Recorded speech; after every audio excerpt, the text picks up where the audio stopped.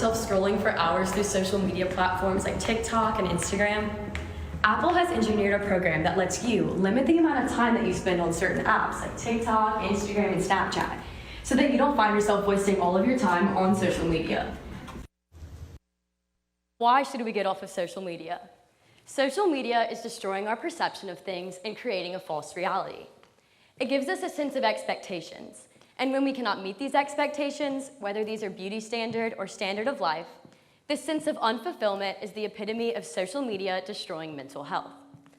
This is why we should all go on a social media cleanse, deleting apps like TikTok and Instagram to allow us to come to reality and improve mental health. However, this is actually not my message to you at all. This is the exact opposite of what I want you to think my message is. I, just like everyone else, spend hours a day on social media. Social media is awesome.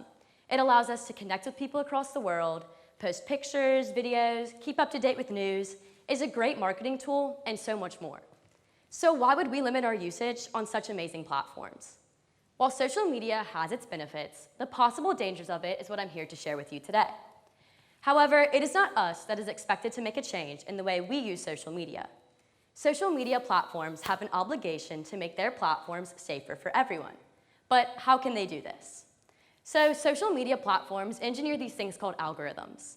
Algorithms are what social media platforms use to keep their users active and engaged on their platforms for longer. They make money off of using these, so why wouldn't they use them? Algorithms explain how when you're looking for a new pair of shoes and you look up online or on Instagram, Nike Air Forces. Conveniently, new pictures, videos, and ads will start to pop up for Nike shoes or other running shoes. This explains the constant statement of, my phone is listening to me. It's no coincidence. But this is great, right? We get quick access to products and content that we're interested in. While yes, this is great, it can also be dangerous. I have been researching the effect that social media can have on eating disorders. And when I came across algorithms, I realized how they can also be spitting out negative content to users that have expressed interest in it. You type into your search engine low-calorie meals with an innocent motive to lose weight. Quickly, these algorithms start taking action, promoting similar content, like dieting and exercise content and content of certain body types. To further prove these algorithms, a fake Instagram account was created posed as a 14-year-old girl. They began liking, commenting, and saving posts about dieting and working out. However, soon after, these algorithms took action, but they started promoting pro-anorexia accounts to the account. And while some of this content can be beneficial for someone who is working out and dieting in a physically and mentally healthy way, it can be destructive for someone with body image issues and can contribute to the development and maintenance of an eating disorder. So, what are eating disorders? Eating disorders are psychological illnesses that can involve overeating, starvation, restriction, and more.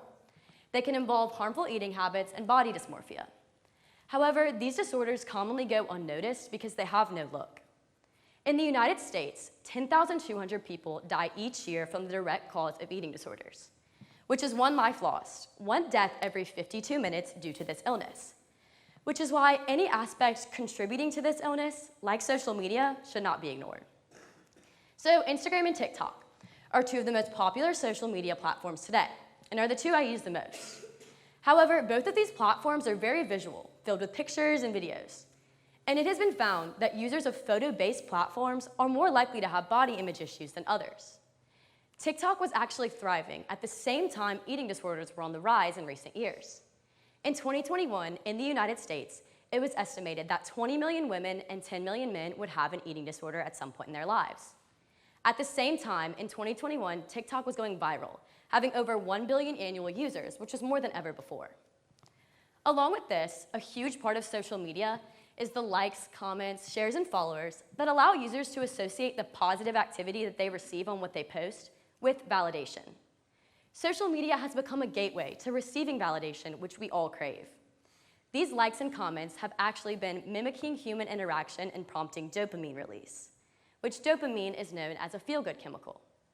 The number of likes has been found in connection with negative feelings of self-worth, meaning that getting the undesired amount of likes or comments on an Instagram or TikTok post can actually lead to insecurity and self-doubt. And while it can be easy to blame the standards that society has set on beauty standards and body image, you have to think about how these standards are being set. Social media has become a vehicle for setting societal beauty standards, being more widespread and impactful than any other forms of media like a magazine could provide.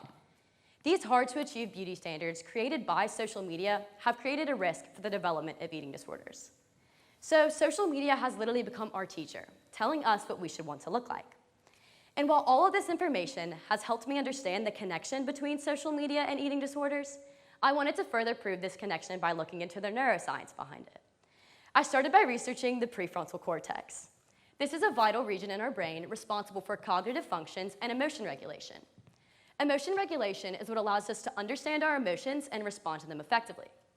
However, when we're on social media, our prefrontal cortex is essentially deactivated. So while we're active on social media, our perception of things is being altered, along with our emotions, which poses a risk for those susceptible to mental illness and those suffering from mental illness. Another study was conducted that looked into the brains of those suffering from eating disorders. They found volumetric differences in their brains in a region of the brain called the left temporal gyrus. This is a region in our brain responsible for cognitive functions and visual perception. However, what does volumetric differences mean when considering the brain? For example, someone who suffers from memory loss or Alzheimer's will have volumetric differences in the region of the brain responsible for memory. So, in those who have eating disorders, having volumetric differences in the left temporal gyrus means that their cognitive functions and visual perception are being impaired. Social cognition issues and communication issues have also been found in students diagnosed with eating disorders. So, knowing that the brain region responsible for these things is affected while on social media lets us realize the chokehold that social media has on eating disorders.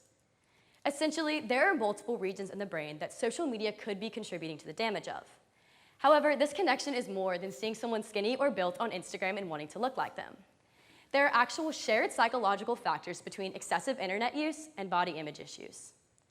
And while yes, some people may never experience any harm from social media could be making eating disorders worse, especially for someone going on social media with pre-existing issues, like body image issues or body dysmorphia. Going on social media with these pre-existing issues is like continuing to drive when you get that notification in your car that says low tire pressure. You just keep driving and this issue just keeps getting worse. So going on social media with issues like body image issues is just going to continue to make these issues worse. And while all of this research has helped me understand the impact that social media can have, the question is, so what can be done?